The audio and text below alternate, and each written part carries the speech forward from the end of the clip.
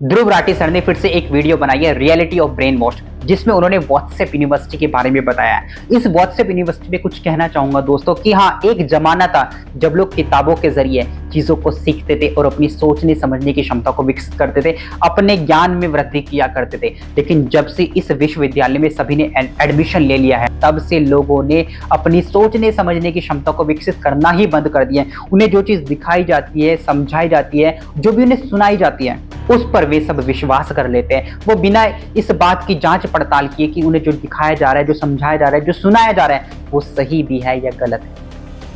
बस वो एक अंधभक्त की तरह, यानी कि हाँ, वो लकीर का फकीर होकर बस जो दिखाया जा रहा है उस पर विश्वास कर लेते हैं। और ये स्पेशली हो रहा है पॉलिटिक्स के क्षेत्र में, राजनीति में ऐसा ही हो रहा है। आप सभी जानते हैं आज मीडिया का क्या हाल है, न्यूज़पेपर का क्या हाल है, न्यूज़ चैनल का क्या हाल है। आपको सिर्फ एक ही तरह का गुणगान दिखाई देता है कि Bharatiya Janata party, Bharatiya Janata party, Bharatiya Janata party. Bharatiya Janata party के खिलाफ कोई भी कुछ कहेगा, बस वो है देशद्रोही।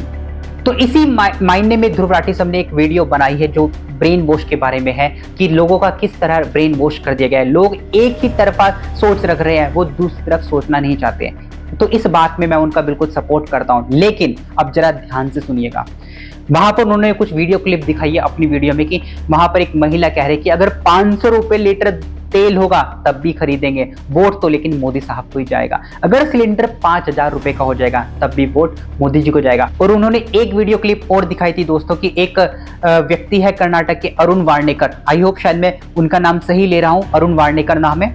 उन्होंने मोदी साहब की जीत के लिए एक पूजा कराई थी और उस पूजा में उन्होंने क्या किया था, अपनी उंगली ही काट दी थी गलती से। यानी कि इस तरह की भक्ति वो कर रहे हैं और उन्होंने साथ साथ मोदी साहब की फोटो भी अपने पूजा स्थल पर रखी हुई है।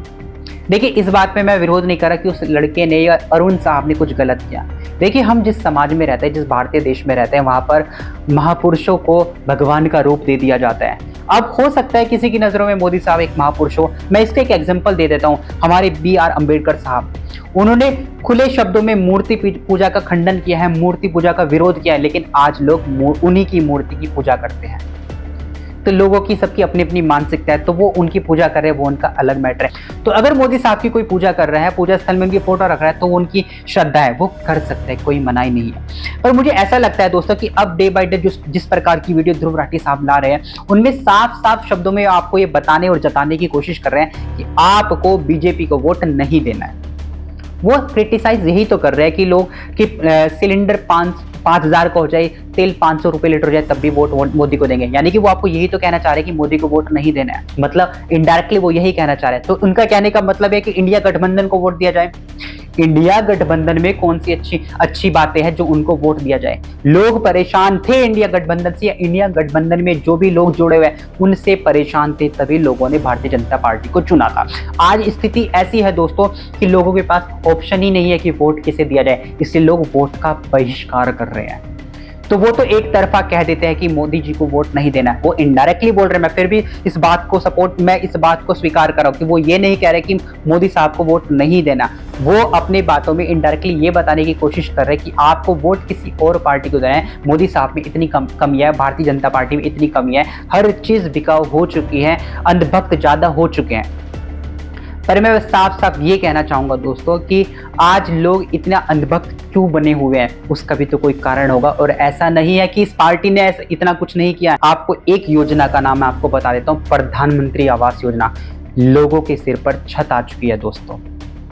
आप जाकर देखिए, जिनके घरों पर टीन थी, छप्पड़ थे, उन लोगों के घर पर पक्के मकान आ चुके हैं। तो क्या वो भारतीय जनता पार्टी का सपोर्ट नहीं करेंगे? वो बिल्कुल सपोर्ट करेंगे दोस्तों, और वो उन्हें करना भी चाहिए, क्योंकि जिसके सर पर छत आ जाती है उसके चारों तरफ वो चीज़ें घूमती रहती कि इस व्यक्ति ने मुझे मकान दिया है, इस व्यक्ति ने मुझे रहने के लिए जगह दिया है, वरना मेरी तो हैसियत ही नहीं थी कि मैं भविष्य में इस पक्के मकान में रह पाता या रह पाती। तो कुछ चीज़ें हैं, कुछ नहीं, बहुत सारी चीज़ें हैं इस सरकार की जो लोगों को उनकी ओर आकर्षित करती है, अट्रैक्टिव करती है।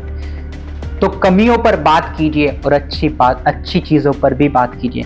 कमियों का समाधान बताइए, अच्छी बातों का समर्थन कीजिए, अच्छी बातों को अप्रिशिएट कीजिए। आप लोगों का क्या विचार है इन सब को लेकर कमेंट सेक्शन में ज़रूर लिखिएगा। वीडियो देखने के लिए आपका बहुत बहुत शुक्रिया, धन्यवाद।